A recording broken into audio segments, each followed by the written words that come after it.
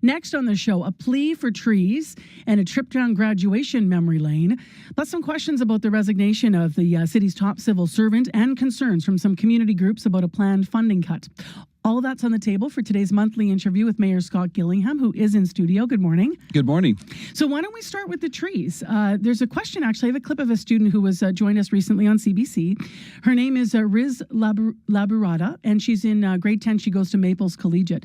Her geography class actually sent you a letter saying that they need more trees, and they're hoping for more trees in their neighborhood. We wanted to think of a brighter future for us because we're grade 10 students. We're in high school. All we're thinking about is our future. Trees are like a good way to guarantee a brighter and a cleaner future for us. I believe that it really does help with mental health because when I look at all the trees, I think, wow, it's so beautiful. Wow, it's so amazing. Wow, it's such a gift to have. This means something to a lot of people, and we want them to take into account to that because the mayor is supposed to represent us and look out for us, and we want them to know that this is important to us. We promised we would bring the question to you in the next monthly interview. What do you say to the students? I couldn't agree with the students more. In fact, when I campaigned for mayor back in 2022, I made a commitment to add more trees. And this year in our budget, we've added more money to preserve more trees and to plant more trees. And so, in fact, our budget for trees is going up 45% over the next few years. And so I'll make sure that I track down those students' letter to me later today. And one of the things we've also done is we're working to find ways to make it much easier for students and any community group to participate in volunteer planting. And so if any group in the community right now is listening to this or any school, please reach out to your local city council or reach out to my office, and we'll help you find a way to be part of a tree planting. Usually our city plants trees in the late spring, sometimes early June, and then another tree planting in fall. Those are the best times to plant trees, but the answer ultimately is yes, more trees is important, and we are investing in more trees. So now this was obviously not planned, but it just happens to fall on the same day where the Free Press is reporting about a development in St. Norbert, a big housing project, and there's a group there concerned about trees, the Coalition to Save LeMay Forest, the Free Press is reporting. So they're concerned because there's 9,000 to 14,000 trees that could be involved in coming down there to make way for development. Now, I know that part of the discussion here is the need for housing. How do you balance a development that is going to meet housing needs, which we've talked about a lot right now, with concerns about taking down existing forest? It is a very challenging balance, Marcy. You're exactly right. That particular development application will go before a committee on Monday, so I'm not going to speak to that development specifically. But it is always a balance, and that's why we want to make sure that even on the city's boulevards and in the city's parks, where our teams have to take down diseased trees, sometimes trees are struggling with Dutch elm disease. We want to make sure that we're replanting, not just replanting one, but replanting more than one. So we're moving towards a 2-to-1 ratio. For every tree we have to take down in the city, we want to plant 2 trees to replace it. Time right now, 7:44. Mayor Scott Gillingham here for our regular monthly interview, which means we're going to talk about a whole bunch of topics. The next one actually is about the nonprofit groups that have come forward. Many of them, a lot of them that do work with inner city youth. They've told CBC that there's a planned cut, which there is, to community grant programs, but they're describing this as dangerous. So just to frame this for listeners, the city currently divides $3.4 million among a variety of groups through your annual community grant program. But I know in the recently adopted 4-year budget, that amount goes from $3.4 million to $1.3 million annually starting next year. Why is that necessary, that cut in your view? Well, I think we need to set it in the bigger context. The city of Winnipeg gives out a total of $107 million in grants of all types, small grants, large grants. And so we need to understand as well that in 2014, we gave out $41 million in grants. We're now up to $107 million in grants. A couple of things have changed significantly since 2014. One, the city of Winnipeg was not really on the front lines of homelessness and housing. We have been drawn into that. We are now doing that. That used to be primarily provincial responsibility. We now give out grants to groups like the 24/7 Safe Spaces, where we never gave out grants before. So the pressure on the city's budget has only grown, and we are actually giving out more grants. Since that time as well, we now have a strategic plan that council has. Council never had a strategic priorities action plan before. Now we have one. And so what we want to do is ensure that when we're looking at grants and reviewing grant applications, that they are seen through the lens of the city's priorities and city council priorities. And we didn't have a robust intake process before. That's really what this is about, is ultimately about establishing an intake process that is robust, and then the grant applications can be measured against the strategic plan of council. So you and I have talked a lot about youth violence, youth crime. The stats came out this week. We've been discussing a lot of them. They've been on the rise, 30% rise in overall violent crime in Winnipeg for the last, not youth crime, but violent crime for the last 5 years. A lot of these inner city agencies that are worried about being cut are the ones that are sort of at the front lines and the grassroots of dealing with specifically a lot of young people, but also a lot of those needs in the most vulnerable populations. So people might not be able to square why now you would look at cutting the grants unless this is a political push to the province to say we can't do it financially anymore. You've got to step up and do it. Well, in part, for sure, we need more assistance from from the province of Manitoba, and we've been talking about that, and we have good conversations right now with the Premier on that, and the Premier has committed to assisting municipalities, including the City of Winnipeg, with our funding allocations. But are you looking for him to fill this gap? Because you were mentioning 24-hour safe space, saying before we didn't have to fund that. That was provincial. Is that what you're hoping will maybe come from this change that you're... I'm hoping that some of the conversations that we're having with the province will assist the City of Winnipeg and make sure we're back into the lane that is our jurisdiction. That's going to take some time, but I think what's important as well is to understand that, yes, the overall envelope of the smaller community grant envelope of $3 million out of the $107 million we're looking at reducing that. No organizations have been cut at this time. No specific grants have been cut. We're now going to have an intake process, which we haven't had before, and ask organizations to apply through the intake process so that we can measure and review the grant applications against the strategic plan and that council has established. And that plan includes a priority in downtown.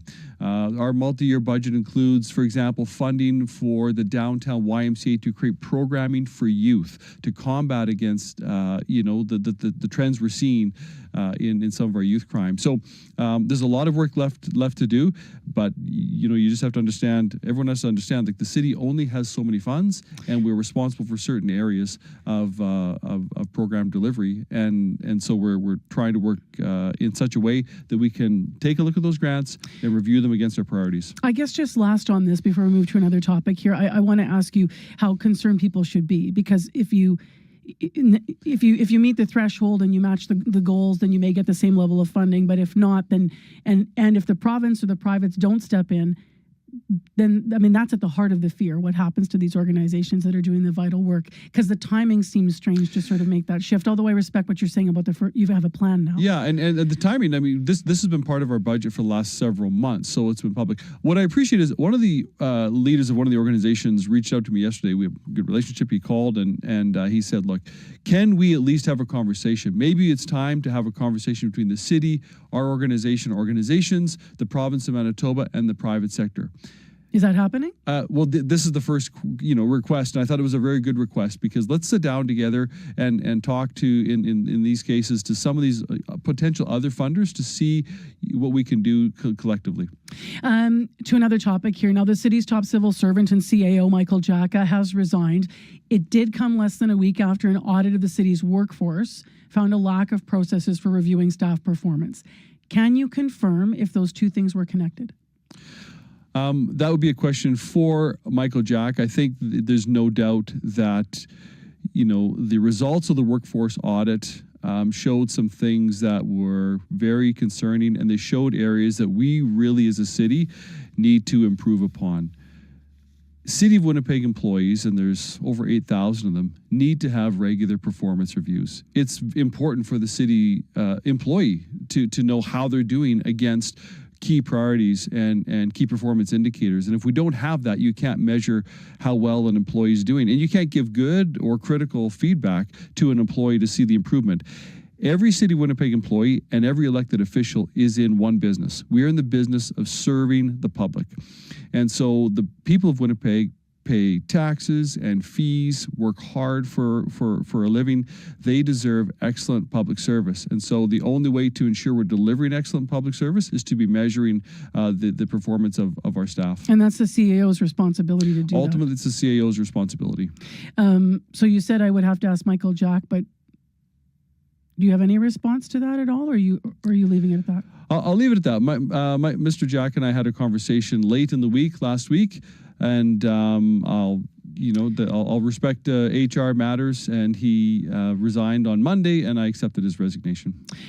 What happens next in filling that position, just to remind Winnipeggers where we're at right now? So right now we have an acting CAO. Moira Gear is serving, and I have nominated through motion Sherwood Armbruster, who's in our city clerk's department, to serve as the interim CAO. That has to go to council. That'll be on June the 27th. Council will vote on that, and assuming that Sherwood Armbruster becomes the interim CAO, he will serve in that role until we get a permanent CAO, and that process for a search has already started.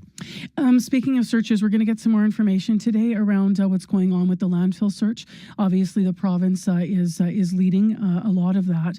However, I'm just curious what the role is of the city, and people might be wondering whether or not there's land that might need to be involved as the search continues, and what is the role of the city going to be? The province is leading that. It's Prairie Green Landfill, which is outside of the city of Winnipeg. It's not in the city of Winnipeg.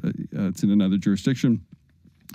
We have said consistently, and I certainly maintain, that if called upon, our water waste staff, for example, will be willing to provide their expertise, and we're really, as you said, waiting to hear from the province. They're really leading that process, and so I haven't heard anything specific. There's been no specific request from the province of Manitoba at this time. Let's move to grad season here before you go this morning. So we're going to switch gears entirely now. Time right now is 8 minutes to 8 o'clock. We're live with Mayor Scott Gillingham, who's been joining us. He's here every month for our regular interview. I want to take a second to remind you that if you have topics for the mayor, he's been very open to answering questions and such. So for future moments when we have him on, call our listener line 788-3205.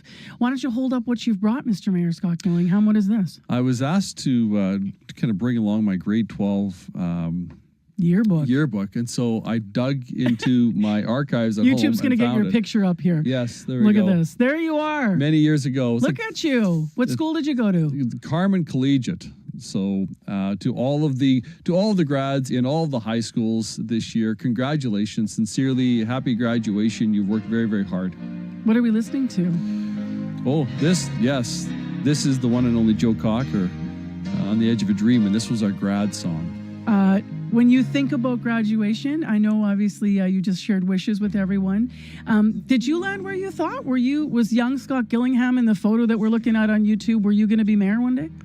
No, that was not on my radar. Look, Marcy, I grew up outside of Winnipeg, on a farm west of Carmen. I did not have aspirations at 18 years of age to be the mayor of Winnipeg, but I'm really humbled and honored to be in the role. How are you going to keep grads here in Winnipeg? What's your pitch for why they should stay in our city? Why they should stay in our city? Yeah. Well, grad is a memorable time. Every one of us that has graduated from high schools remembers our grade 12 graduation. And a lot of us still stay in touch. In fact, I still stay in touch with a lot of my classmates. A bunch of us are going golfing on a Saturday coming up soon. And you make memories in high school, and grade 12 graduation is one of the most memorable moments in anyone's life. I think actually that's a pitch that we don't make enough sometimes, those connections that can last. Maybe because it's cold here, we stay in touch with people for a long time. Could be. Thank you very much for this morning, and happy grad season to everyone out there, and we'll talk to you next month. Thanks, Marcy. That is Scott Gillingham, the mayor of the city of Winnipeg, talking about all kinds of matters this morning.